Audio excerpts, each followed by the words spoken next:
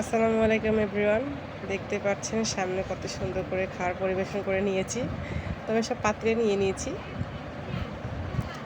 এটা হচ্ছে গুঁড়া মাছ, এটা হচ্ছে মিষ্টি কুমড়া ভাজি, এটা হচ্ছে লাউ। তবে আমি সবার আগে মিষ্টি কুমড়া দিয়ে ট্রাই করব, কারণ মিষ্টি কুমড়াটা দেখতে যেমন হয়েছে আশা করি খেতে এর চেয়ে দারুণ মজা হবে। তো আমি দেখছি খেয়ে আসলে কেমন হয়েছে জিনিসটা।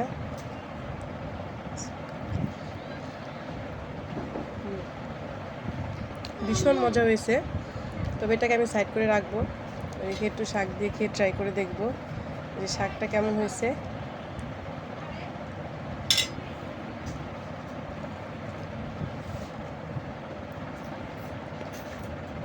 ওয়াও, মাশাল্লাহ, এত পরিমাণ টেস্ট হয়েছে, মানে কি বলবো আপনাদেরকে, যে একবার খাবে তার বারবার খেতে ইচ্ছে করবে।